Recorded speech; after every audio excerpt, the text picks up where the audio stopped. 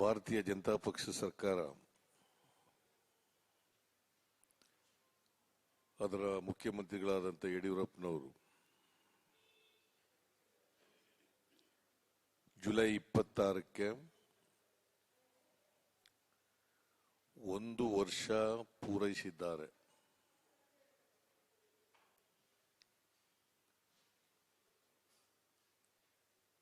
ನೀವೆಲ್ಲ ನೋಡಿದ್ದೀರಿ.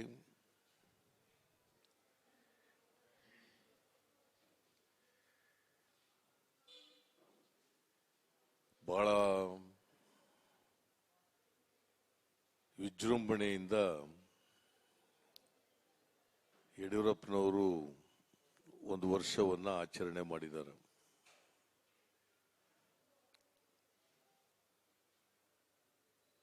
ಬಹುಶಃ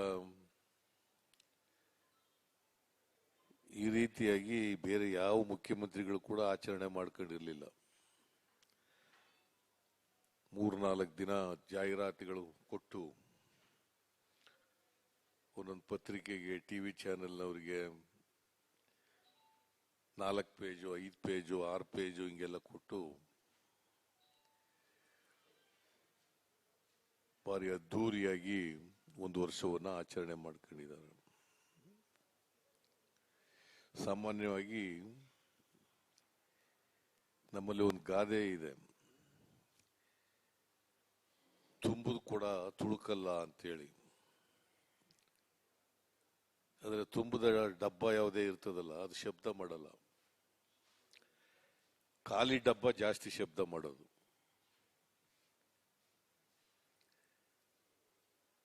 ಯಡಿಯೂರಪ್ಪನವರು 1 ವರ್ಷದ ಸಾಧನೆಗಳು ಅಂತೇಳಿ ಜಾಹೀರಾತುಗಳ ಮೂಲಕ ಬರ್ಕೊಂಡಿದ್ದಾರೆ. ಟಿವಿ ಚಾನೆಲ್ಗಳ ಮೂಲಕನೂ ಕೂಡ ಪ್ರಚಾರ ಮಾಡ್ಕೊಂಡಿದ್ದಾರೆ. ನಾನು ಯಡಿಯೂರಪ್ಪನವ್ರಿಗೆ ಹೇಳೋದು, ನಿಮ್ಮ ಪ್ರಣಾಳಿಕೆ ಇಟ್ಟಿದ್ರಲ್ಲ 2018ನಲ್ಲಿ, ಅದು ಸ್ವಲ್ಪ ಪಕ್ಕದಲ್ಲಿ ಪ್ರಿಂಟ್ ಮಾಡಿಸ್ಬಿಟ್ಟಿದ್ರೆ ಚೆನ್ನಾಗಿತ್ತು ಅಂತೇಳಿ. ಅಲ್ಲೇನೇನು ಭರವಸೆಗಳು ಕೊಟ್ಟಿದ್ರಲ್ಲ, ಆ ಭರವಸೆಗಳಲ್ಲಿ ಕಳೆದ 1 ವರ್ಷದಲ್ಲಿ ಎಷ್ಟು ಈಡೇರಿಸಿದೀವಿ ಅಂತಕ್ಕಂಥದ್ದನ್ನು ಕೂಡ ಹೇಳ್ಬಿಡ್ಬೇಕಾಗಿತ್ತು. ಯಾವುದಾದ್ರೂ ಒಂದು ಹೊಸ ಕಾರ್ಯಕ್ರಮ ಮಾಡಿರೋದನ್ನ ಹೇಳಲಿ ಅವರು. ನಮ್ಮ ಕಾರ್ಯಕ್ರಮಗಳಿಗನ್ನೇ ಮೊಟಕು ಮಾಡ್ತಾ ಇದ್ದಾರೆ, ನಿಲ್ಲಿಸ್ತಕ್ಕಂಥ ಕೆಲಸ ಮಾಡ್ತಾ ಇದ್ದಾರೆ. ಉದಾಹರಣೆಗೆ, ನಮ್ಮ ಸರ್ಕಾರ ಇದ್ದಾಗ 7 kg ಅಕ್ಕಿಯನ್ನು ಫ್ರೀಯಾಗಿ ಕೊಡ್ತಿದ್ದು. ಈಗ ಅವರು 5 kg ತಗೊಬಂದಿದ್ದಾರೆ. 5 kgನಲ್ಲೂ ಕೂಡ 2 kg ಗೋಧಿ ಅಥವಾ ರಾಗಿ, 3 kg ಅಕ್ಕಿ ಕೊಡ್ತೀವಿ ಅಂತೇಳಿ ಅದನ್ನ ಕಡಿಮೆ ಮಾಡಿದ್ದಾರೆ. ಕುರಿ, ಮೇಕೆ, ಎಮ್ಮೆ, ದನ ಸತ್ತರೆ ಅವಕ್ಕೆ ಪರಿಹಾರ ಕೊಡ್ತಾ ಇದ್ದ, ಅದನ್ನ ನಿಲ್ಲಿಸ್ಬಿಟ್ಟಿದ್ದಾರೆ. ಅವನು ಹೇಳ್ಬೇಕಾಗಿತ್ತಲ್ಲ, ಏನೇನ್ ಮಾಡಿದೀವಿ, ಏನೇನ್ ನಿಲ್ಸಿದೀವಿ ಅಂತ ಹೇಳ್ಬೇಕಾಗಿತ್ತಲ್ಲ. ಅಲ್ಪಸಂಖ್ಯಾತರಿಗೆ ಕೊಡ್ತಿದ್ದಂತ ಅನುದಾನನೆಲ್ಲ ಕಟ್ ಮಾಡಿಬಿಟ್ಟಿದ್ದಾರೆ. ಸುಮಾರು 60% ಅನುದಾನ ಕಟ್ ಮಾಡಿದ್ದಾರೆ. ಅವರು ಕೊಟ್ಟಿದ್ದಂತ ಭರವಸೆಗಳು, ಅನೇಕ ಭರವಸೆಗಳನ್ನ ಪ್ರಣಾಳಿಕೆಯಲ್ಲಿ ಹೇಳಿದ್ರು, ಒಂದನ್ನು ಕೂಡ ಈಡೇರಿಸ್ತಕ್ಕಂಥ ಪ್ರಯತ್ನ ಮಾಡಿಲ್ಲ. ಸುಮ್ಮನೆ ಉದಾಹರಣೆಗೆ ಒಂದೇ ಒಂದು ಹೇಳ್ತೀನಿ. ರೈತರಿಗೆ 1 ಲಕ್ಷ ರೂಪಾಯಿನವರೆಗೆ ಸೊಸೈಟಿಗಳ ಸಾಲ ಮತ್ತು ಬ್ಯಾಂಕ್ಗಳ ಸಾಲ ಮನ್ನಾ ಮಾಡ್ತೀವಿ ಅಂತ ಹೇಳಿದ್ರು. ಬಂದ ತಕ್ಷಣನೇ ಯಾರಿಗೆ ಮಾಡಿದ್ದಾರೆ ಅಂತ ಹೇಳ್ಬೇಕಲ್ಲ. 1 ರೂಪಾಯಿನಾದ್ರೂ ಕೂಡ ಸಾಲ ಮನ್ನಾ ಮಾಡಿದೀವಿ ಅಂತ ಹೇಳ್ಬೇಕಲ್ಲ.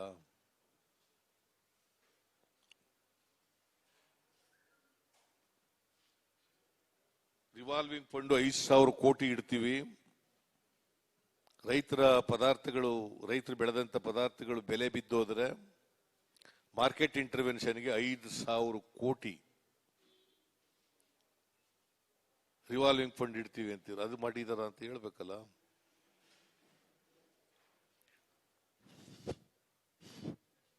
ರೈತರಿಗೋಸ್ಕರನೇ ಒಂದು ವಿಶೇಷ ಕೃಷಿ ಅಂತದ ಒಂದು ಮಾಡ್ತೀವಿ ಅಂತ ಹೇಳಿದ್ರು. ಮುಖ್ಯಮಂತ್ರಿಗಳೇ ಅದನ್ನ ನೇರವಾಗಿ ಸೂಪರ್ವೈಸ್ ಮಾಡೋದು. ಅದನ್ನ ಮಾಡಲಿಲ್ಲ ಇವತ್ತಿನವ್ರಿಗೆ.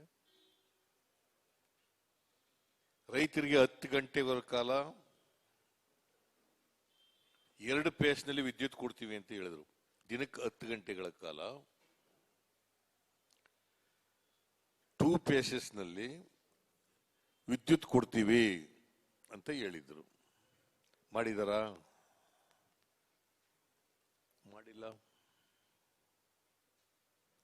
ಮತ್ತೆ ಇವ್ರ ಸಾಧನೆ ಏನು ಹಾಗಾದ್ರೆ? ಇವ್ರ ಸಾಧನೆ ಏನಪ್ಪಾ ಅಂತಂದ್ರೆ,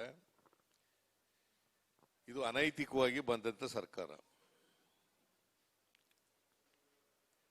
ಜನರ ಆಶೀರ್ವಾದ ತಗೊಂಡು ಬಂದಿರತಕ್ಕಂಥ ಸರ್ಕಾರ ಅಲ್ಲ.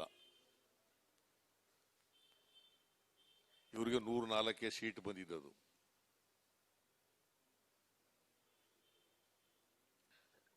ಇವರಿಗೆ ಪರ್ಸೆಂಟೇಜ್ ಆಫ್ ವೋಟ್ಸ್ ಬಂದಿದ್ದದು 36.43.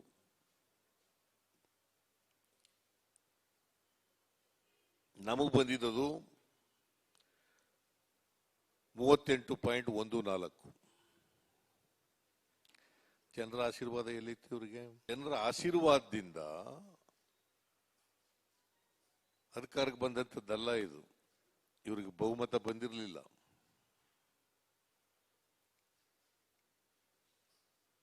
ಗೆದ್ದಿದ್ದ 104 ಸ್ಥಾನಗಳು 113 ಬೇಕು.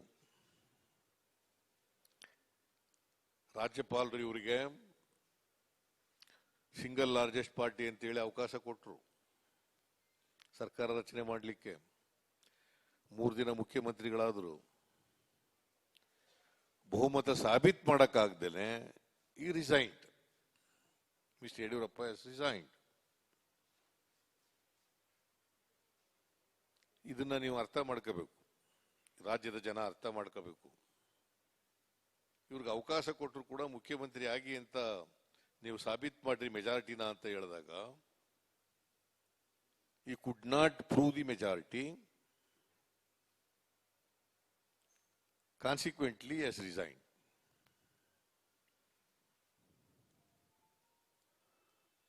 ಸೊ ಜನರ ಆಶೀರ್ವಾದ ಇಲ್ಲೇ ಅನೈತಿಕ ಮಾರ್ಗಗಳನ್ನ ಮಾಡಿ ಆಪರೇಷನ್ ಕಮಲ. ಈ ಆಪರೇಷನ್ ಕಮಲ ಅಂತಕ್ಕಂಥ ಒಂದು ರಾಜಕೀಯ ಅನೈತಿಕ ಕ್ರಿಯೆ ಪ್ರಾರಂಭ ಆದದ್ದೇ ಯಡಿಯೂರಪ್ಪನವ್ರ ಕಾಲದಿಂದ, ಯಡಿಯೂರಪ್ಪನವರಿಂದ. 2008ರಲ್ಲೂ ಆಪರೇಷನ್ ಕಮಲ ಮಾಡಿದ್ರು. ಮತ್ತೆ ಈಗ 2019ರಲ್ಲೂ ಕೂಡ ಆಪರೇಷನ್ ಕಮಲ ಮಾಡಿದ್ದಾರೆ. ಅಕ್ರಮವಾಗಿ ಮಾಡಿದಂತ ದುಡ್ಡನ್ನ ಖರ್ಚು ಮಾಡಿ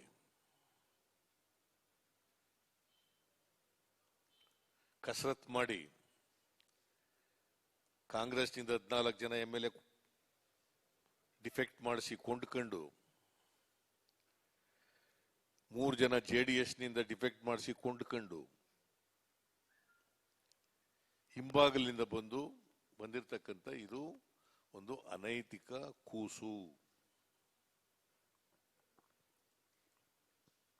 ಇವರಿಗೆ ಸಂವಿಧಾನದ ಚೌಕಟ್ಟಾಗ್ಲಿ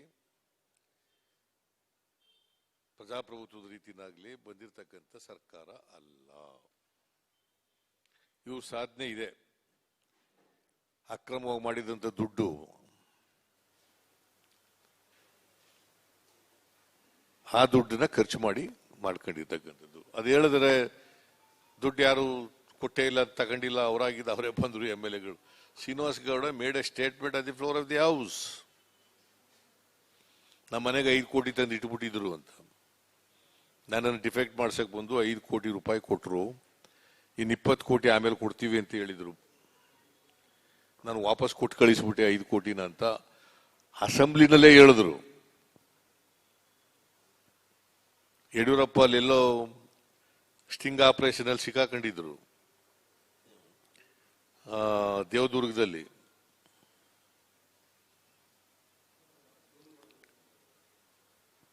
ಸೊ ಅದರಿಂದ ಇವರು ದುಡ್ಡು ಖರ್ಚು ಮಾಡಿ ಬಂದಿಲ್ಲ ನಾವು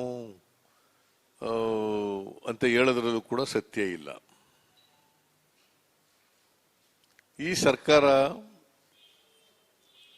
ಬಂದ ಮೇಲೆ 2-3 ಗಂಡಾಂತರಗಳು ಬಂದವು ನಮ್ಮ ರಾಜ್ಯಕ್ಕೆ. ಒಂದು ಪ್ರವಾಹ,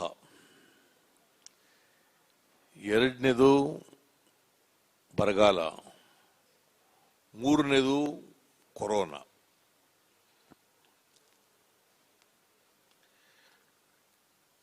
S a matter of fact, ಒಂದು ವರ್ಷದಿಂದ there is no government at all. ಒಂದು ವರ್ಷದಿಂದ ಸರ್ಕಾರ ಇಲ್ಲ. ಯಾಕಂತಂದ್ರೆ 3 ತಿಂಗಳು ಯಡಿಯೂರಪ್ಪನವರೇ ಏಕಚಕ್ರಾಧಿಪತ್ಯ ಇತ್ತು. 3 months, no council of ministers. If there is no council of ministers, that means to say there is no government at all. Government means council of ministers. 3 ತಿಂಗಳ ಕಾಲ ಏಕಚಕ್ರಾಧಿಪತ್ಯ ಇತ್ತು. ಐ ಕ್ಯಾನ್ ಅಂಡರ್ಸ್ಟ್ಯಾಂಡ್, 1 ವಾರ 4 ದಿನ 5 ದಿನ ಮುಖ್ಯಮಂತ್ರಿ ಇದ್ರು, ಮಂತ್ರಿಮಂಡಲ ಮಾಡೋವರೆಗೆ ಅಂತಂದ್ರೆ I can understand. For 3 months there was no government at all. ಆಮೇಲೆ 3 ತಿಂಗಳು ಮಂತ್ರಿಮಂಡಲ ಕಸರತ್ತು ಮಾಡೋದು, ಅದಕ್ಕೊಂದು 3 ತಿಂಗಳು ಆಯ್ತು, ನೋ ಗವರ್ಮೆಂಟ್. ಆಮೇಲೆ ಕೊರೋನಾ ಬಂತು ಮಾರ್ಚ್ 9ನೇ ತಾರೀಕಿನಿಂದ. But where is the government?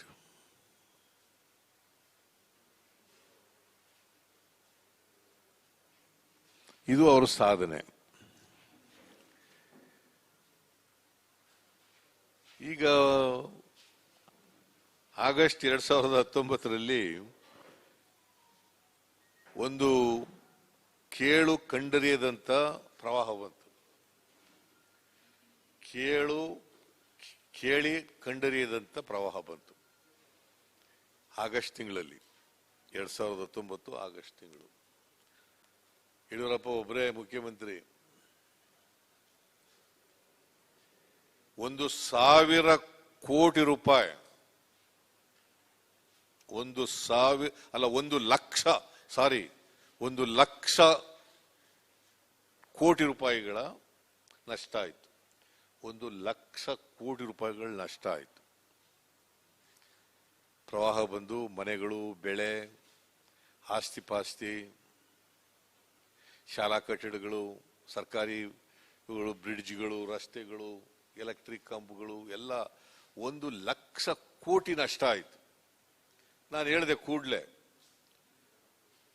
ರಾಜ್ಯಕ್ಕೆ 1 ಲಕ್ಷ ಕೋಟಿ ರೂಪಾಯಿ ನಷ್ಟ ಆಗಿದೆ ಅಂತೇಳಿ. ಯಡಿಯೂರಪ್ಪನವ್ರು ಇಲ್ಲ 1 ಲಕ್ಷ ಕೋಟಿ ಆಗಿಲ್ಲ, 50 ಲಕ್ಷ ಕೋಟಿ ರೂಪಾಯಿಗಳು ನಷ್ಟ ಆಗಿದೆ. 50,000 ಕೋಟಿ ರೂಪಾಯಿಗಳು ನಷ್ಟ ಆಗಿದೆ. ಆಲ್ ರೈಟ್, ಅಧಿಕೃತವಾಗಿ ಹೇಳ್ತಾ ಇದ್ದಾರೆ ಅಂದ್ಬಿಟ್ಟು ನಾನು ಸುಮ್ಮನಾದೆ. ಇವರೇ ಕೇಂದ್ರ ಸರ್ಕಾರಕ್ಕೆ 35,000 ಕೋಟಿ ರೂಪಾಯಿಗಳ ಪರಿಹಾರ ಕೇಳಿ ರಿಪೋರ್ಟ್ ಕೊಟ್ಟರು, ಮನವಿ ಕೊಟ್ಟರು. ಎಷ್ಟು? 35,000.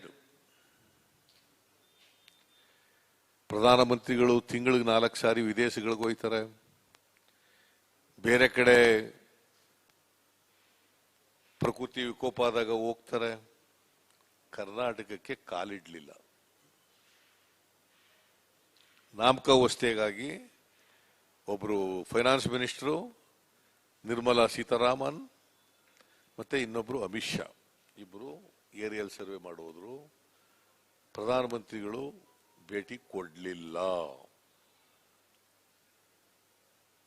ಆಮೇಲೆ ಇವರು 35,000 ಕೋಟಿ ರೂಪಾಯಿ ಪರಿಹಾರ ಕೇಳಿ ಕೊಟ್ಟ ಮೇಲೆ ಅವ್ರು ಕೊಟ್ಟದೆಷ್ಟಪ್ಪ ಅಂತಂದ್ರೆ 1,800 ಕೋಟಿ ರೂಪಾಯಿ. ಎಷ್ಟು? 1,800 ಕೋಟಿ. ಏನ್ ಯಡಿಯೂರಪ್ಪನವರಿಗೆ ಪತ್ರಿಕೆಗಳಲ್ಲಿ ರಾಜಾ ಹುಲಿ, ವೀರಾದಿವೀರ, ಶೂರ, ಒಂದು ದಿನ ಹೋಗಿ ಪ್ರಧಾನಮಂತ್ರಿಗಳ ಹತ್ರ ಹೋಗಿ ನಿಂತ್ಕೊಂಡು ನಮ್ಮ ರಾಜ್ಯಕ್ಕೆ ಇಷ್ಟು ನಷ್ಟ ಆಗಿದೆ ಕೊಡ್ರಿ ಅಂತ ಕೇಳಲಿಲ್ಲ.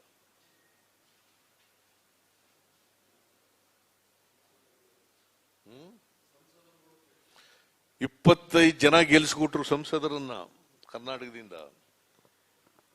ಒಬ್ಬ ಸಂಸದ ತುಟಿ ಪಿಟಿಕನ್ನಿಲ್ಲ.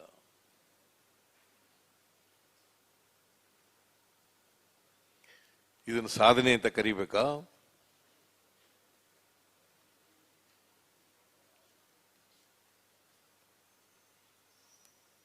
ಸಾಧನೆ ಅಂತ ಕರಿಬೇಕಾ ಇದನ್ನ? ಇವತ್ತಿನವರೆಗೆ ಸರಿಯಾಗಿ ಮನೆ ಕಟ್ಟಿಸ್ಕೊಡಕ್ಕಾಗಿಲ್ಲ, ಶಾಲಾ ಕೊಠಡಿಗಳು ಕಟ್ಟಿಕೊಟ್ಟಿಲ್ಲ. ಏನ ಕೊರೋನಾ ಬದರಿಂದ ಶಾಲೆ ನಡೀತಾ ಇಲ್ಲ. ಇದ್ದೀರ ಪಾಪ ಎಲ್ಲಿಗೆ ಹೋಗ್ಬೇಕಾಗಿತ್ತು? ಎಲ್ಲಿ ಹೋಗಿ ಕೂತ್ಕೋಬೇಕಾಗಿತ್ತು? ಪಾಠ ಎಲ್ಲಿ ಮಾಡ್ತಿದ್ರು ಅವರಿಗೆ? This is the position.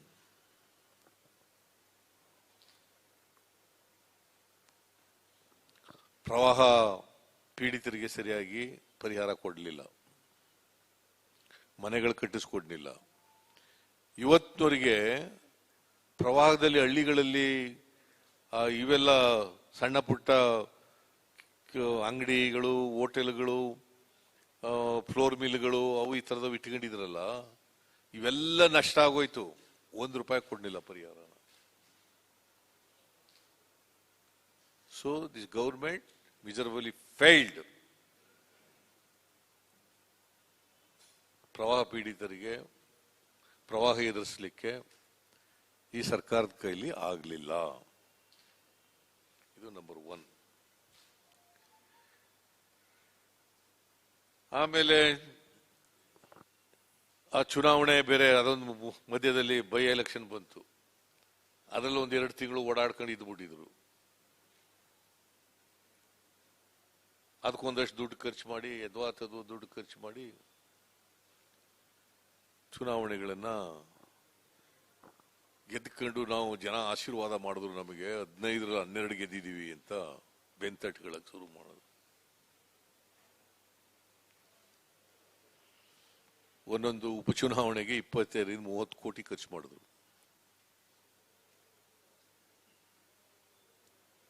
ಕೆಲವು ಕಡೆ 50-60 ಕೋಟಿ ಖರ್ಚು ಮಾಡಿದ್ರು.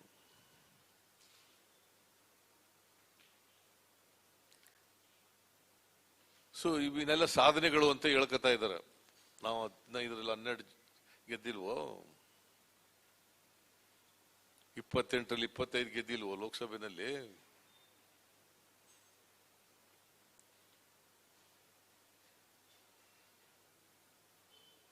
ಕೊರೋನಾ ಬಂತು.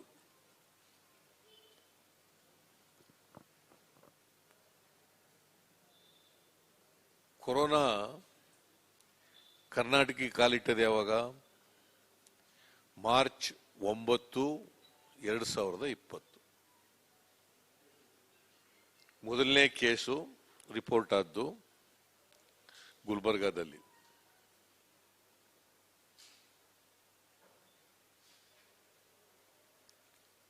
ಮಾರ್ಚ್ 9, 2020ರಲ್ಲಿ ಮೊದಲನೇ ಕೇಸು ಆಯಿತು. ಮಾರ್ಚ್ 24ಕ್ಕೆ ನರೇಂದ್ರ ಮೋದಿ ಅವರು ಲಾಕ್ಡೌನ್ ಘೋಷಣೆ ಮಾಡಿದ್ರು. ಆಯ್ತಾ? ನಾನೇನ್ ಮಾಡಿದೆ? 3ನೇ ತಾರೀಕು ಭ್ರಷ್ಟಾಚಾರ ನಡೆದಿದೆ ಅಂತ ಹೇಳಿದ ತಕ್ಷಣನೇ 20ನೇ ತಾರೀಕು, 3ನೇ ತಾರೀಕು ನಾನು ಮಾಡಿದ್ದು, 20ನೇ ತಾರೀಕು ಬಂದು ಇಬ್ರು ಮಂತ್ರಿಗಳು, ಮಿಸ್ಟರ್ ಶ್ರೀರಾಮುಲು ಅಂಡ್ ಅಶ್ವಥ್ ನಾರಾಯಣ, ಇಬ್ರು ಬಂದು ಏನ್ ಪ್ರೆಸ್ಗೆ ಹೇಳಿದ್ರು, ಸಿದ್ದರಾಮಯ್ಯನವರು 3,000 ಚಿಲ್ಲರೆ ಕೋಟಿ ಖರ್ಚಾಗಿದೆ ಕೊರೋನಾಕ್ಕೆ, ನಾವು ಖರ್ಚು ಮಾಡಿರದೆ 324 ಕೋಟಿ ಅಂತ ಹೇಳಿದ್ರು. ಸುಳ್ಳೆ. ನಾನ್ ಮಾಡಿದ್ದು 3, ಅವ್ರು ಹೇಳಿದ್ದು 20. ಅಂದ್ರೆ 17 ದಿನ ಡಿನೇನೆ ಮಾಡಕ್ ಹೋಗಿಲ್ಲ ಅವರು.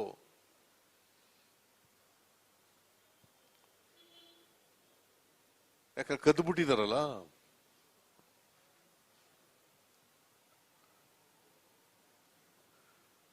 ಆಮೇಲೆ ನಾನು ಎಲ್ಲ ಸುಳ್ಳು ಹೇಳ್ತಾರೆ ಅಂತಂದ್ಮೇಲೆ ಕೆಲವು ದಾಖಲಾತಿಗಳನ್ನೆಲ್ಲ ಮಾಡಿ ಎಷ್ಟನೇ ತಾರೀಕು ಅದು ಮಾಡಿದ್ದು? ಎಷ್ಟನೇ ತಾರೀಕು ಪ್ರಭಾಕರ್?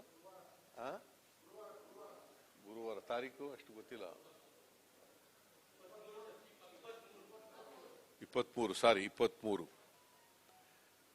23ನೇ ತಾರೀಕು ನಾನು ಡಿ ಕೆ ಶಿವಕುಮಾರ್ ಜಂಟಿ ಪತ್ರಿಕಾಗೋಷ್ಠಿ ಕರೆದು ಹೇಳ್ದು 14 ದಾಖಲಾತಿಗಳನ್ನ ಪ್ರೊಡ್ಯೂಸ್ ಮಾಡಿ ಎಲ್ಲೆಲ್ಲಿ ಭ್ರಷ್ಟಾಚಾರ ಮಾಡಿದ್ದಾರೆ ಅಂತ ಎಲ್ಲ ಹೇಳ್ದು. ವೆಂಟಿಲೇಟರ್ಸ್ ನಲ್ಲಿ ಹೆಂಗ್ ಮಾಡಿದ್ದಾರೆ, ಮಾಸ್ಕ್ ನಲ್ಲಿ ಹೆಂಗ್ ಮಾಡಿದ್ದಾರೆ, PPE ಕಿಟ್ ನಲ್ಲಿ ಹೆಂಗ್ ಮಾಡಿದ್ದಾರೆ,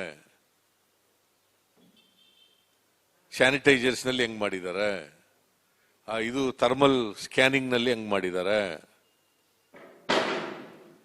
ಇವೆಲ್ಲನೂ ಕೂಡ ದಾಖಲಾತಿಗಳ ಮೂಲಕ ಹೇಳಿದೆ.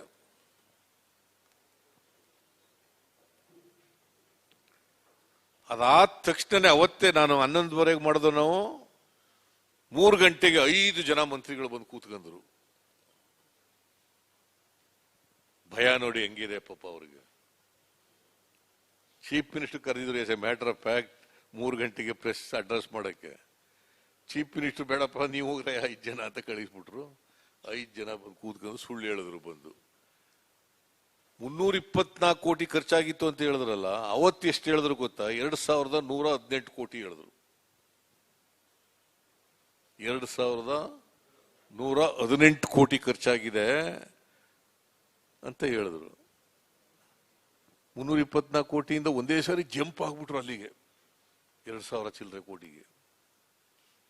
ನಾನು ಹೇಳಿದ್ದು ಬರೀ ಹೆಲ್ತ್ ಡಿಪಾರ್ಟ್ಮೆಂಟ್ ಒಂದೇ ಅಲ್ಲ, ಮೆಡಿಕಲ್ ಎಜುಕೇಶನ್ ಡಿಪಾರ್ಟ್ಮೆಂಟ್ ಒಂದೇ ಅಲ್ಲ, social welfare department, revenue department, police department, urban development department,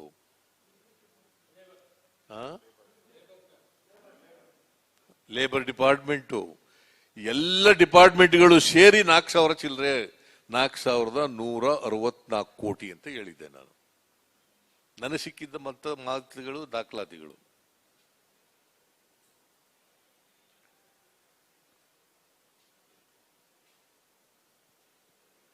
ಅದಕ್ಕೇನು ಅವರು ಉತ್ತರ ಕೊಡಕ್ ಹೋಗನೇ ಇಲ್ಲ. ಯಾವ ದಾಖಲಾತಿಗಳನ್ನ ಕೂಡ ಕೊಡ್ಲಿಲ್ಲ ಅವರು ಗಿರಾಕಿಗಳು.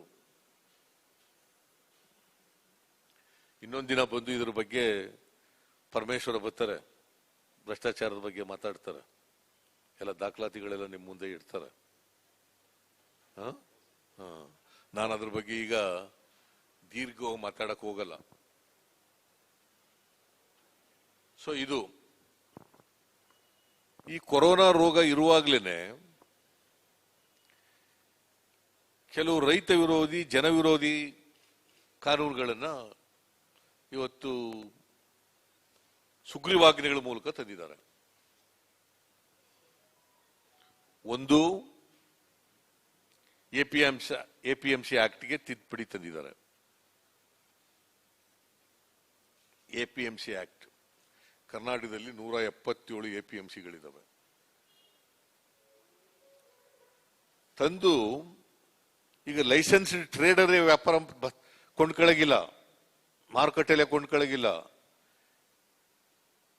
ಯಾರು ಬೇಕಾದ್ರೂ ಎಲ್ಲಿ ಬೇಕಾದ್ರೂ ಪರ್ಚೇಸ್ ಮಾಡಬಹುದು ಹೊರಗಡೆ, ಔಟ್ಸೈಡ್ ದಿ ರೆಗ್ಯುಲೇಟೆಡ್ ಮಾರ್ಕೆಟ್. ಹಾಗೆ ಮಾಡಕ್ ಬಿಟ್ಟಿದ್ದಾರೆ. ರಥ ಶ್ರೀಮಂತರು ಕೊಂಡ್ಕೊಂಡು ಹೋರ್ಡಿಂಗ್ ಮಾಡ್ಕೊಂಡು ಬೆಲೆ ಗಗನಕ್ಕೇರಿದಾಗ ಆಗ ಮಾರುಕಟ್ಟೆ ಬಿಟ್ಟು ಮಾರಾಟ ಮಾಡ್ಕೊಳ್ಳೋದು ಅವರು. ಅದಕ್ಕೆ ಏನ್ ಮಾಡಿದ್ದಾರೆ, ಎಸೆನ್ಸಿಯಲ್ ಕಮೋಡಿಟೀಸ್ ಆಕ್ಟ್ಗೂ ತಿದ್ದುಪಡಿ ತಂದ್ಬಿಟ್ಟಿದ್ದಾರೆ. ಎಸೆನ್ಸಿಯಲ್ ಕಮೋಡಿಟೀಸ್ ಆಕ್ಟ್ ಅದಕ್ಕೂ ತಿದ್ದುಪಡಿ ತಂದ್ಬಿಟ್ಟಿದ್ದಾರೆ. ಸುಮಾರು 10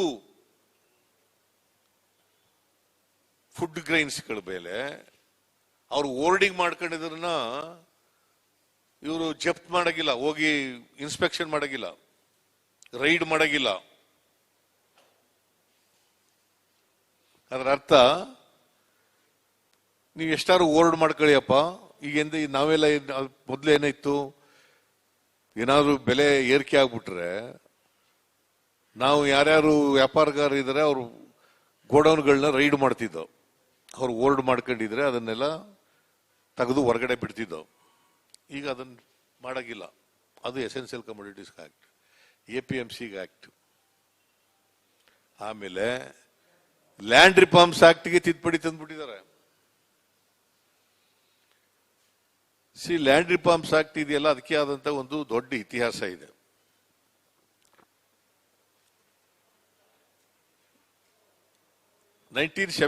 ನಲ್ಲಿ when Devaraj Urs was the chief minister,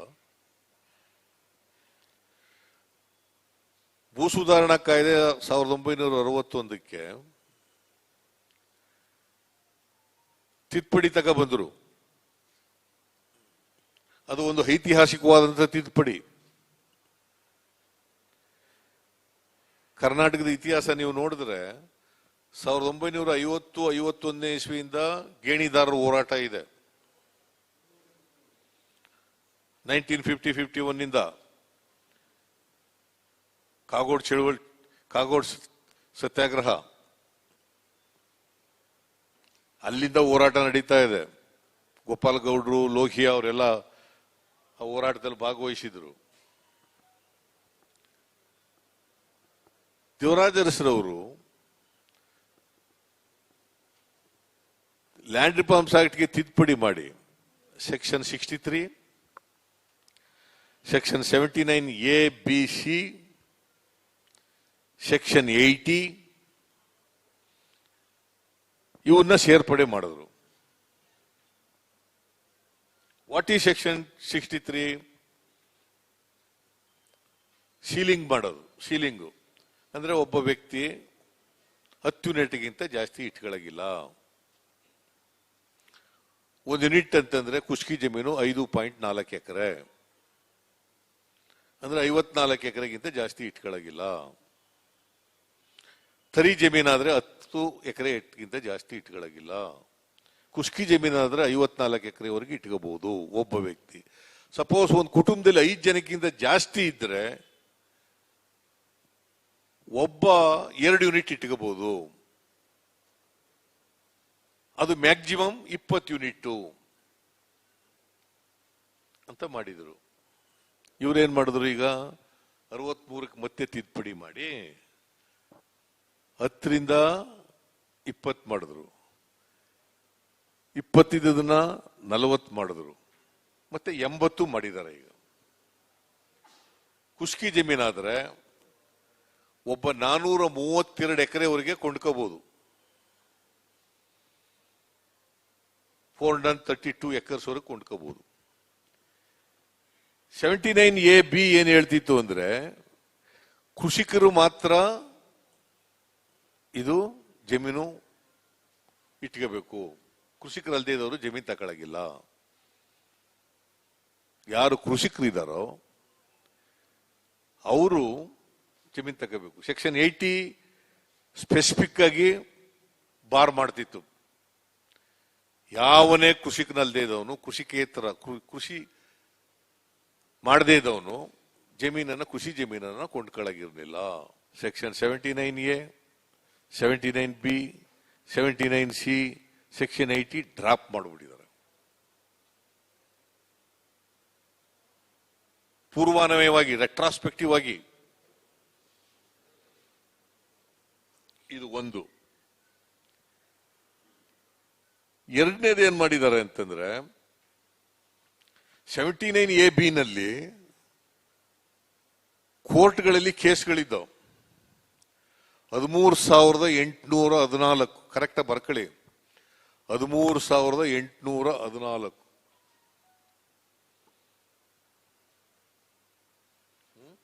ಯಾಕಂದ್ರೆ ತಪ್ಪು ಬರ್ಕೊಬಿಟ್ಟರು ಅಂತ.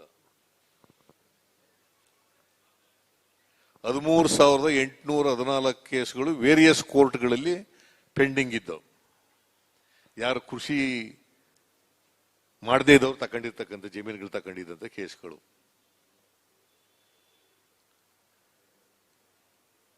ಬೆಂಗಳೂರು ಮೈಸೂರಿನಲ್ಲೇ, ಬೆಂಗಳೂರು ರೂರಲ್ನಲ್ಲೇ 1,800 ಕೇಸ್ಗಳಿದ್ದವು.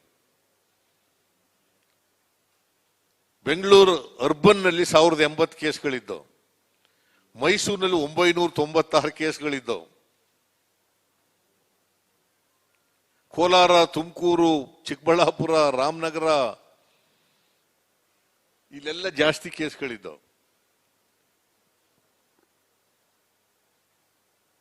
ಯಾಕೆ ಮಾಡಿದ್ರು ಇದನ್ನ? ಈಗ where was the necessity? I want to know. ಕಾರಣ ಇರಬೇಕಲ್ಲ, ಒಂದು ಕಾನೂನು ಮಾಡಬೇಕಾದ್ರೆ there must be specific reason. ಜನರು ಡಿಮ್ಯಾಂಡ್ ಮಾಡಿದ್ರ? ಇಲ್ಲ. ಬಹಳ ತುರ್ತು ಅಗತ್ಯ ಇತ್ತ? ಇಲ್ಲ. ಅಸೆಂಬ್ಲಿ ಇಲ್ಲದೆ ಇರೋ ಹೋಗಿ ಮಾಡಬೇಕಾದ್ರೆ, ಒಂದು ಆರ್ಡಿನೆನ್ಸ್ ಹೊರಡಿಸ್ಬೇಕಾದ್ರೆ ಎಮರ್ಜೆನ್ಸಿ ಇರಬೇಕು. ಅದಿಲ್ಲ. ಯಾಕೆ ಮಾಡಿದ್ರಿ? What is their intention? Their intention is very, very clear. It is a mala fide intention, not with bona fide intention.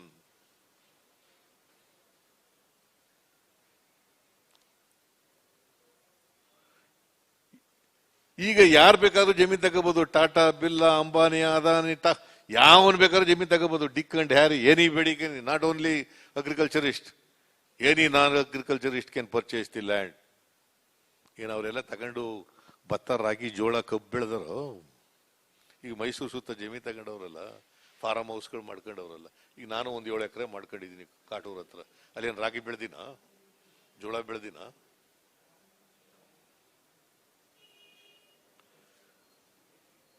Bengaluru ಸುತ್ತ ತಗೊಂಡಿರೋರೆಲ್ಲ ಏನ್ ಜೋಳ ರಾಗಿ ಬೆಳೀತಾ ಇದಾರ? ಇವರೆಲ್ಲ ಶ್ರೀಮಂತರು ತಗೊಳ್ಳೋರು ಜೋಳ ರಾಗಿ ಬೆಳೆಯಕ, ಭತ್ತ ಬೆಳೆಯಕ, ಕಬ್ಬು ಬೆಳೆಯಕ, ಶೇಂಗಾ ಬೆಳೆಯಕ. ಕೆಲವರು ಇನ್ವೆಸ್ಟ್ ಮಾಡ್ತಾರೆ, ರಿಯಲ್ ಎಸ್ಟೇಟ್ ಮಾಡ್ತಾರೆ, ಕೆಲವರು ಮೋಜು ಮಾಡ್ತಾರೆ. ನನ್ಗಿರೋ ಇನ್ಫಾರ್ಮೇಶನ್ ಪ್ರಕಾರ ಇವರು, ಈ ರಾಜ್ಯ ಸರ್ಕಾರ, ಈ ರಿಯಲ್ ಎಸ್ಟೇಟ್ ಏಜೆಂಟ್ಗಳಿದಾರಲ್ಲ, ಹೌಸಿಂಗ್ ಸೊಸೈಟಿಗಳಿದಾರಲ್ಲ, ಇವ್ರ ಲಾಬಿಗೆ ಮಣಿದಿದೆ. ನನಗೆ ಹಿಂದೂ ಪೇಪರ್ ರಿಪೋರ್ಟ್ ಪ್ರಕಾರ ಈ 13,814 ಕೇಸ್ಗಳಲ್ಲಿ 1,70,000 ಎಕರೆ ಇನ್ವಾಲ್ವ್ ಆಗಿದೆ ಅಂತ ಒಂದು ರಿಪೋರ್ಟ್. ನನಗೆ ಕರೆಕ್ಟಾಗಿ ರಿಪೋರ್ಟ್ ಗೊತ್ತಿಲ್ಲ, ಕೊಟ್ಟಿಲ್ಲ, ಕೇಳಿದ್ದೀನಿ ನಾನು.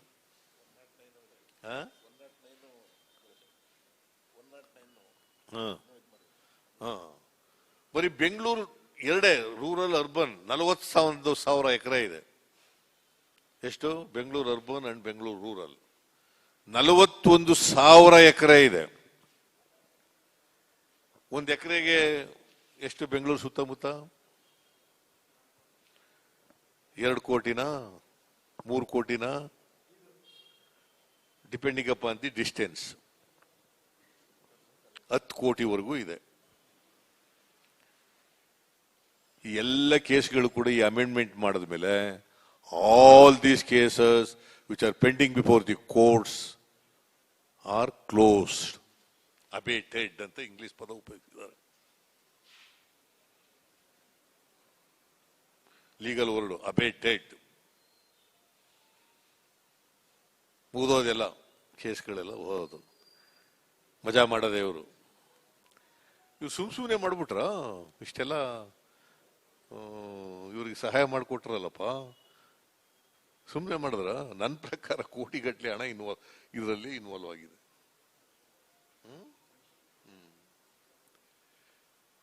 ಇದು ರೈತರಿಗೆ ಮಾಡಿರ್ತಕ್ಕಂಥ ದೊಡ್ಡ ದ್ರೋಹ. ಈಗ ನಾವು ಪಾಪ ದೇವರಾಜ ಅರಸರವರು ಇಂದಿರಾ ಗಾಂಧಿ ಅವ್ರ ಕಾಲದಲ್ಲಿ ಉಳುವವನೇ ಭೂಮಿ ಒಡೆಯ ಅಂತ ಮಾಡಿದ್ರು. ಉಳುವವನೇ ಭೂಮಿ ಒಡೆಯ. ಈಗ ಇವ್ರೇನ್ ಮಾಡಿದ್ದಾರೆ ಅಂತಂದ್ರೆ ಉಳ್ಳವನೇ ಭೂಮಿ ಒಡೆಯ. ಇವರೆಲ್ಲ ಮೋರ್ ದನ್ 60% ಸಣ್ಣ ಹಿಡುವಳಿದಾರರು ಇರೋದು ನಮ್ಮ ರಾಜ್ಯದಲ್ಲಿ. ಮೋರ್ ದನ್ 60% ಸಣ್ಣ ಹಿಡುವಳಿದಾರರು 2 ಎಕರೆ 3 ಎಕರೆ ಇಟ್ಕೊಂಡಿರೋರು. ಮತ್ತೆ ಈ ಜಮೀನು ಇಟ್ಕೊಳ್ಳೋದಿದೆಯಲ್ಲ, ಇಟ್ಸ್ ಎ ಸೋಷಿಯಲ್ ಸ್ಟೇಟಸ್.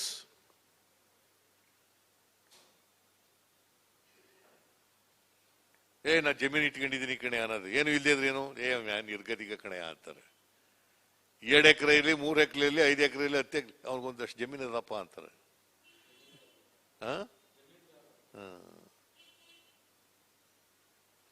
ಅದು ಜಮೀನು ಇಟ್ಕೊಳ್ಳೋದೇ ಒಂದು ಸೋಷಿಯಲ್ ಸ್ಟೇಟಸ್.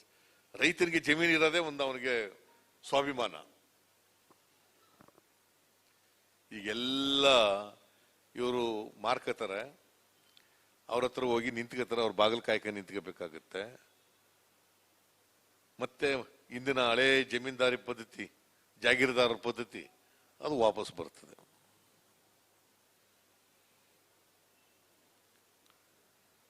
ಮತ್ತೆ ಫ್ಯೂಡಲ್ ಸಿಸ್ಟಮು ತಲೆ ಎತ್ತುತ್ತೆ. ಮತ್ತೆ ಇವರೆಲ್ಲರನ್ನು ಕೂಡ ಗುಲಾಮರನ್ನಾಗಿ ಮಾಡ್ತಾರೆ. ಸೋಷಿಯಲ್ ಜಸ್ಟಿಸ್ಗೆ ತಿಲಾಂಜಲಿ ಇಡ್ತಾರೆ. ಇದನ್ನ ಈಗ APMC act, land reforms act, essential commodities act ಇವಕ್ಕೆಲ್ಲ ತಿದ್ದುಪಡಿ ತಗೊಬಂದು ಹಿಂಗ್ ಮಾಡಿದ್ದಾರೆ. ಎಲ್ಲ ಸುಗ್ರೀವಾಜ್ಞೆಗಳ ಮೂಲಕ ಮಾಡಿರೋದು. ಈ ಮೊನ್ನೆ ಇತ್ತೀಚೆಗೆ ಆ ಲೇಬರ್ ಲಾಗೂ ಕೂಡ ಸುಗ್ರೀವಾಜ್ಞೆ ತಂದ್ಬಿಟ್ಟಿದ್ದಾರೆ. 75 ಗಂಟೆ ಮಾಡ್ತಿದ್ದದನ್ನ 125 ಗಂಟೆ ಮಾಡಬೇಕು ಅಂತ ಮಾಡ್ಬಿಟ್ಟಿದ್ದಾರೆ. ಯಾರ ಪರ ಇವರು? ಹಾಗಾದ್ರೆ ಲೇಬರ್ ಕಮ್ಯುನಿಟಿ ಪರನ, ಕೃಷಿಕರ ಪರನ, ಇಲ್ಲ ಶ್ರೀಮಂತರ ಪರನ, ಬಂಡವಾಳಶಾಹಿಗಳ ಪರನ? ನನ್ನ ಪ್ರಕಾರ this party is not for poorer sections of the society, not farmers, not laborers. ಕೈಗಾರಿಕೋದ್ಯಮಿಗಳು, ಬಂಡವಾಳಶಾಹಿಗಳು, ಶ್ರೀಮಂತರು, ಅವ್ರ ಪರವಾಗಿರ್ತಕ್ಕಂಥ ಸರ್ಕಾರ ಇದು. ದಿಸ್ ಇಸ್ ವಾಟ್ 1 ವರ್ಷದಲ್ಲಿ ಯಡಿಯೂರಪ್ಪನವರ ಸರ್ಕಾರ ಈ ರಾಜ್ಯಕ್ಕೆ ಮಾಡಿರ್ತಕ್ಕಂಥ ದ್ರೋಹ.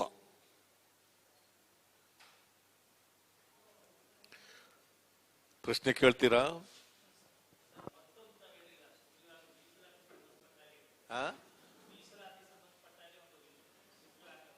ಮೀಸಲಾತಿ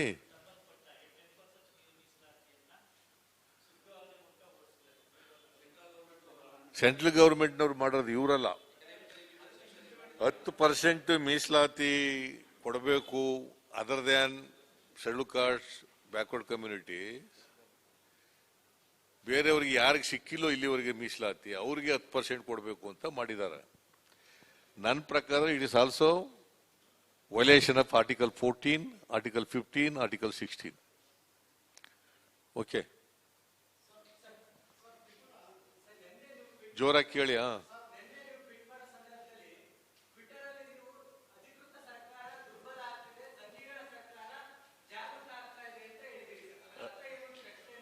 ಎಂತದು? ಅಂದ್ರೆ ಜನರಿಂದ ಆಯ್ಕೆಯಾಗಿರ್ತಕ್ಕ ಸರ್ಕಾರನ ದುರ್ಬಲಗೊಳಿಸ್ತಾ ಇದ್ದಾರೆ. ಮಧ್ಯಪ್ರದೇಶದಲ್ಲಿ ತೆಗೆದಾಕ್ಬಿಟ್ರು, ಕರ್ನಾಟಕದಲ್ಲಿ ತೆಗೆದಾಕ್ಬಿಟ್ರು, ರಾಜಸ್ಥಾನದಲ್ಲಿ ತೆಗೆಯಕ್ಕೆ ಹೊರಟಿದ್ದಾರೆ. ಅವೆಲ್ಲ ಅಧಿಕೃತ ಸರ್ಕಾರಗಳು ಅಂತ.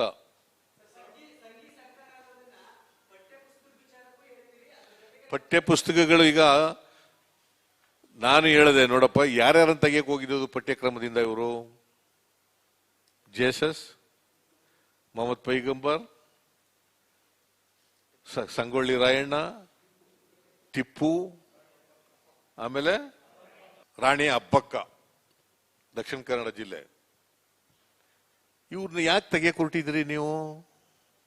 ಇವರಿಂದ ವಿದ್ಯಾರ್ಥಿಗಳಿಗೆ, ಅವರಿಗೆ ಜ್ಞಾನ, ಅವರ ವ್ಯಕ್ತಿತ್ವ ರೂಪಿಸ್ಕೊಳ್ಳಿಕ್ಕೆ ಅನುಕೂಲ ಆಗುತ್ತೋ ಇಲ್ವೋ? ಇತಿಹಾಸ ಪುರುಷರನ್ನೆಲ್ಲ ಯಾಕೆ ತೆಗೆದು ಹಾಕ್ತೀರಿ? ಸ್ವಾತಂತ್ರ್ಯ ಹೋರಾಟಗಾರ ಈಗೇನೋ ಡ್ರಾಪ್ ಮಾಡಿದೀವಿ ಅಂತ ಹೇಳವ್ರೆ. ಬಟ್ ನಾನು ಹೇಳದ್ದು ಆಗ ನಾವು ಡ್ರಾಪ್ ಮಾಡಕ್ಕೆ ಮುಂಚಿತವಾಗಿ ಟ್ವೀಟ್ ಮಾಡಿರೋದು ಅದು, ಗೊತ್ತಾಯ್ತಾ? You are expressing these doubts. ಕೇಳಿ ಶಿವಕುಮಾರ್, ಕೇಳಿ. ನಾನು ಹೇಳದ್ಮೇಲೆ ಅವ್ರು ಕೇಳದ್ಮೇಲೆ ಕೇಳಪ್ಪ.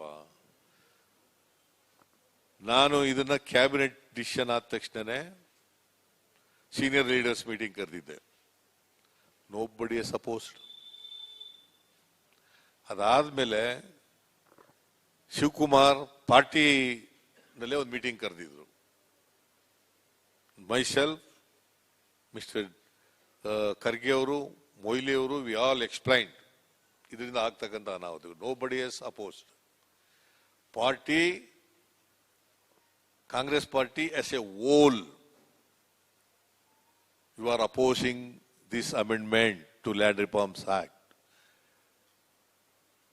ಡಿಫರೆನ್ಸ್ ಆಫ್ ಒಪಿನಿಯನ್ ಇಲ್ವೇ ಇಲ್ಲ. ಯಾಕಪ್ಪ ಅಂತಂದ್ರೆ ನಾವು ಈಗಾಗಲೇ 2 ಮೀಟಿಂಗ್ ಮಾಡಿದ್ದೀವಿ. ಯಾಕೆ ಅದನ್ನ ನಾವು ಇನ್ನೂ ಬೀದಿಗಿಳಿದು ಹೋರಾಟ ಪ್ರಾರಂಭ ಮಾಡಿಲ್ಲ ಅಂತಾರೆ. ಮೊದಲು ಈ ಭ್ರಷ್ಟಾಚಾರದ್ದು ಜನಗಳ ಹತ್ರ ತಗೋಣ, ಆಮೇಲೆ next land reforms act, APMC act, ಇದ್ರದ್ದು ಎಸೆನ್ಷಿಯಲ್ ಕಮೋಡಿಟೀಸ್ ಆಕ್ಟು, ಮತ್ತೆ ಲೇಬರ್ ಲಾ, ಇದನ್ನೆಲ್ಲ ಮಾಡ್ತೀವಿ. ನಾನು ನೋಡಪ್ಪ, ನಮ್ ಜೊತೆ ಬಂದು ಹೋರಾಟ ಮಾಡಿ ಅಂತೆಲ್ಲ ಕರೆದಿದ್ದು ನಾನು, ನೀವೇ ಹೋರಾಟ ಮಾಡಿ ಅಂತ. ಅರ್ಥ ಆಯ್ತಾ ನಿಮ್ಗೆ? ನಮ್ ಜೊತೆ ಸೇರ್ಕೊಂಡು ಹೋರಾಟ ಮಾಡಿ ಅಂತೆಲ್ಲ ಕರೆದಿದ್ದು. ನಾವು ಹೋರಾಟ ಮಾಡ್ತೀವಿ, ನೀವು ಹೋರಾಟ ಮಾಡ್ರಿ ಅಂತ ಅವ್ರು ಕರೆದು ಅವ್ರ ಅಭಿಪ್ರಾಯಗಳನ್ನು ಕೂಡ ಕೇಳಿದೆ. DSS ನವರ ಅಭಿಪ್ರಾಯ ಕೇಳಿದೆ, ರೈತ ಸಂಘದ ಮುಖಂಡರುಗಳ ಅಭಿಪ್ರಾಯ ಕೇಳಿದ್ದೀನಿ.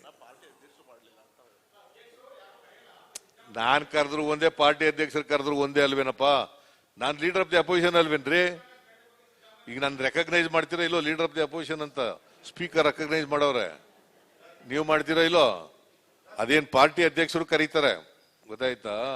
ಪಾರ್ಟಿ ಅಧ್ಯಕ್ಷರು ಕೂಡ ಒಂದು ಮೀಟಿಂಗ್ ಮಾಡಾಗಿದೆ ಈಗ ಲ್ಯಾಂಡ್ ರಿಫಾರ್ಮ್ಸ್ ಆಕ್ಟ್ ಬಗ್ಗೆ. ನಾನು ಈ ಆಕ್ಟ್, ಈ ತಿದ್ದುಪಡಿನೇ ಚಾಲೆಂಜ್ ಮಾಡಬೇಕು.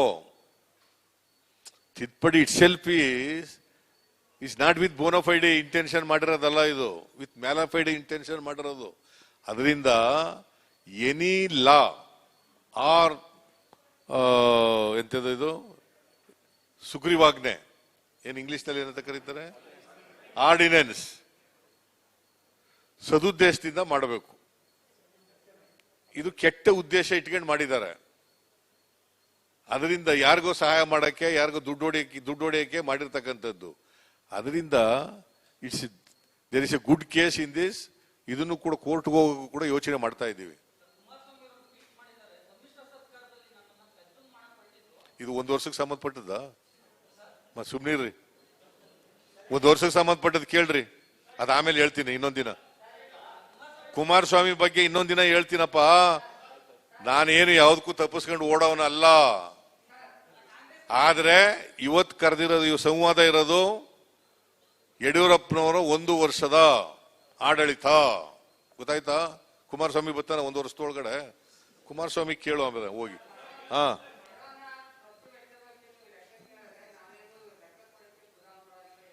ಯಾರು? ಅವರಿಗೆ ಸಂವಿಧಾನನೂ ಗೊತ್ತಿಲ್ಲ, ಪ್ರಜಾಪ್ರಭುತ್ವನೂ ಗೊತ್ತಿಲ್ಲ. ಐ ಡೋಂಟ್ ನೋ ಯಾರು ಅವ್ರು ಚೀಫ್ ಮಿನಿಸ್ಟರ್ ಆಗಿರೋದೇ ದಂಡ ಅಲ್ರಿ. Not only Siddaramaiah as A leader of the opposition, any citizen of this country can ask ಲೆಕ್ಕ ಕೊಡಿ.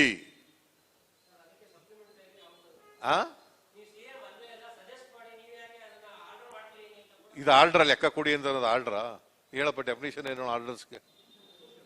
Tell me what is the definition for orders? ಲೆಕ್ಕ ಕೊಡಿ ಅಂತ ಡಿಮ್ಯಾಂಡ್ ಮಾಡ್ತಾ ಇದ್ದೀನಯ್ಯ. I am demanding, I am not passing orders.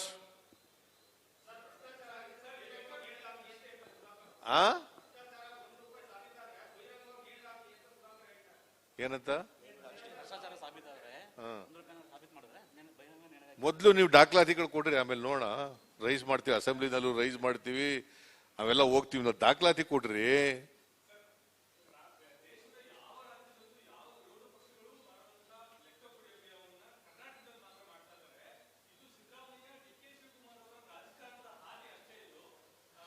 ನಿಮ್ ಒಂದ್ ಹೇಳ, ನಿಮಗೆ ಕೊರೋನಾ ಇರುವಾಗಲೇ ಮಧ್ಯಪ್ರದೇಶದಲ್ಲಿ ಸರ್ಕಾರ ಕಿತ್ತಾಕ್ಬಿಟ್ರಿ.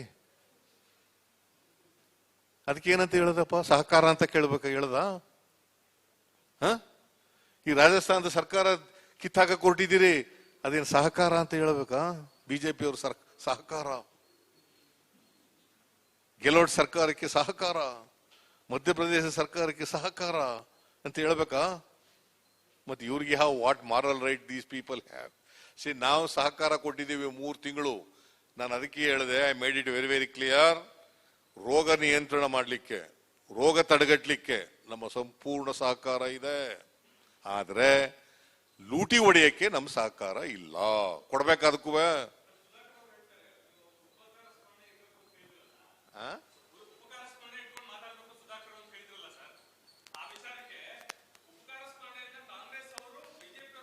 ಅದಕ್ಕೆ ಉತ್ತರ ಕೊಟ್ಟಾಗಿದೆ, ಪನ ಹೇಳೋದಿಲ್ಲ ಅದಕ್ಕೆ. ಸರ್ ಈಗ ಆಲ್ರೆಡಿ ರಿಪ್ಲೈಡ್. ಸರ್ ಈಗ ರಾಜ್ಯದಲ್ಲಿ ಎಲ್ಲ ಲೇಬರ್ ಕ್ಲಾಸ್ ಇಂದ ಹಿಡಿದು ಎಲ್ಲಾ ವರ್ಗದ ಜನ ಬಹಳ ಸಮಸ್ಯೆಯಲ್ಲಿ ಸಿಗಾಕೊಂಡಿದ್ದಾರೆ ಕೊರೋನಾ ಕಾರಣದಿಂದಾಗಿ. ಈಗ ತುಂಬಾ ಜನ ಈ ಸರ್ಕಾರಕ್ಕೂ ಕೂಡ ಆದಾಯ ಕುಂಠಿತಾಗಿದೆ, ಎಲ್ಲಾ ಕಡೆ ತುಂಬಾ ದೊಡ್ಡ ಸಮಸ್ಯೆ ಆಗಿದೆ ಸರ್. ಈಗ ರಿಫಾರ್ಮ್ಸ್ ಮಾಡೋ ದೃಷ್ಟಿಯಿಂದ ನೀವು ವಿಶೇಷವಾಗಿ ಹಣಕಾಸು ಸಚಿವರಾಗಿದ್ದವರು ಹಣಕಾಸು ಖಾತೆಗಳನ್ನ ತುಂಬಾ ಸರಿ ಮಂಡಿಸಿದ್ರಿ. ರಿಫಾರ್ಮ್ಸ್ಗೆ ಏನ್ ಮಾಡ್ಬೇಕು ಸರ್ಕಾರ? ಈ ಪರಿಸ್ಥಿತಿಲಿ ಬಹಳ ಕಠಿಣವಾದಂತ ಪರಿಸ್ಥಿತಿ ಇದೆ, ಇದನ್ನ ಫೇಸ್ ಮಾಡಕ್ಕೆ ಏನ್ ಮಾಡ್ಬೇಕು ಅಂತ. ನೋಡಪ್ಪ, ಮಾದರಿಗಳಿದಾವೆ. ಡೆಲ್ಲಿ ಸರ್ಕಾರದವರು ಕಂಟ್ರೋಲ್ ಮಾಡಿದ್ದಾರೆ. ನೀವು ಅಲ್ಲಿ ಸ್ವಲ್ಪ ಹೆಂಗ್ ಮಾಡಿದ್ರಿ ಅಂತ ನೋಡ್ಕೊ ಬಂದು ಮಾಡ್ರಿ. ಆರ್ಥಿಕ ಸುಧಾರಣೆ, ಈಗ ಆರ್ಥಿಕ ಸುಧಾರಣೆ ಆಗ್ಬೇಕಾದ್ರೆ ಏನ್ ಮಾಡ್ಬೇಕಾಗಿತ್ತು? ಲಾಕ್ ಡೌನ್ ಬಂತು. ಲಾಕ್ ಡೌನ್ ಬಂದಾಗ ಕೆಲಸ ಇಲ್ಲದೆ ಇದ್ದವ್ರಿಗೆ, ಊಟಕ್ಕೆ ಇಲ್ಲದೆ ಇದ್ದವ್ರಿಗೆ ಏನ್ ಮಾಡ್ಬೇಕಾಗಿತ್ತು ಸರ್ಕಾರ? ಜೇಬ್ನಲ್ಲಿ ದುಡ್ಡಿದ್ರಲ್ಲೇನಪ್ಪ ನೀವು ಕೊಂಡ್ಕೊಳ್ಳೋದು ಹೋಗಿ ಮಾರುಕಟ್ಟೆಗೆ. ಜೇಬೆ ಖಾಲಿ ಇದ್ರಿ ಅಂತ ತಗೊಂಡಿರಿ ಹೋಗಿ, ಅಲ್ವೇನ್ರಿ? ನಿಮ್ಮ ಹತ್ರ ಜೇಬ್ನಲ್ಲಿ ಇದ್ದಿರ್ತಾನೆ ದವಸ ಧಾನ್ಯ, ಇನ್ನೇನೋ ಮಕ್ಕಳಿಗೆ ಏನ್ ಬೇಕು, ಆರೋಗ್ಯ ನೋಡ್ಕೊಳಕ್ಕೆ ಏನ್ ಬೇಕು, ಔಷಧಿ ತಗೊಳ್ಬೇಕು, ಇವೆಲ್ಲ ಮಾಡ್ತೀರಿ. ಇಫ್ ಯು ನೋ ಮನಿ, ನೀವು ಅದಕ್ಕೆ ಏನ್ ಮಾಡ್ಬೇಕಾಗಿತ್ತು? ನಾ ಅದಕ್ಕೆ ಹೇಳಿದೆ, ಪ್ರತಿ ಒಬ್ಬರಿಗೆ ಯಾರ್ಯಾರು ಕಾರ್ಮಿಕರಿದ್ದಾರೆ, ಅಸಂಘಟಿತ ಕಾರ್ಮಿಕರಿದ್ದಾರೆ, ಡ್ರೈವರ್ಸ್ಗಳಿದ್ದಾರೆ, ಬೇರೆ ಬೇರೆ ವೃತ್ತಿ ಮಾಡ್ತಕ್ಕಂಥ ಜನ ಇದ್ದಾರೆ, ಅವ್ರಿಗೆಲ್ರಿಗೂ 10,000 ರೂಪಾಯಿ ಕೊಡ್ರಿ ಅಂತ ಹೇಳಿದೆ. ಕೊಟ್ಟಿದ್ರೆ ಆರ್ಥಿಕ ಪರಿಸ್ಥಿತಿ ಸುಧಾರಣೆ ಆಯ್ತಿತ್ತು, ಜನ ಕೊಂಡ್ಕತ್ತಿದ್ರು, ಮಾರುಕಟ್ಟೆ ಚಲಾವಣೆಯಲ್ಲಿ ಇರ್ತಿತ್ತು, ಆರ್ಥಿಕ ಚಟುವಟಿಕೆ ಚಲಾವಣೆಯಲ್ಲಿ ಇರ್ತಿದ್ದೋ, ದುಡ್ಡು ಬರ್ತಿತ್ತು. ನೀವೇನು ಮಾಡ್ಲಿಲ್ವಲ್ಲಪ್ಪ ಯಡಿಯೂರಪ್ಪ, ನಿಮ್ಗಲ್ಲ ಮಿಸ್ಟರ್ ಯಡಿಯೂರಪ್ಪ.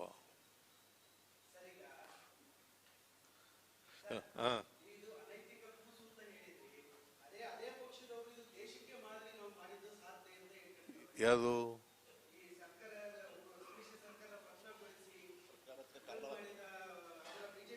ಆತರ ಸಂವಿಧಾನದಲ್ಲಿ ಇದೆಯಾ? ನೀವು ಹೇಳಿ, ನೀವು ಓದಿದ್ದೀರೇನ್ರಿ ಸಂವಿಧಾನನ? ಅವ್ರು ಹೇಳ್ಕೋಬಹುದು ಏನಾರು. ಸಂವಿಧಾನ ಓದಿದ್ದೀರ ನೀವು? ವಿಚ್ ಇಸ್ ದಟ್ ಪ್ರಾವಿಜನ್ ವಿಶೇಷ ಈ ತರ ಆಪರೇಷನ್ ಕಮಲ ಮಾಡಿ ಜನ ಓಟ್ ಕೊಡದೇವ್ರು ಪರವಾಗಿಲ್ಲ ಅಧಿಕಾರಕ್ಕೆ ಬರ್ರಿ ಹಿಂಬಾಗಲಿಂದ ಅಂತ ಯಾವ ಪ್ರಾವಿಜನ್ ಹೇಳ್ತದೆ ನೋಡಿ ಹೇಳೋಣ. Let me no which is that provision in the constitution. Any government has to function in accordance with the provisions of the Constitution. Any elected government has to function in accordance with the provisions of the Constitution. If it does not function, it violates the Constitution. It is unconstitutional. Artha aita? Okay, thank you.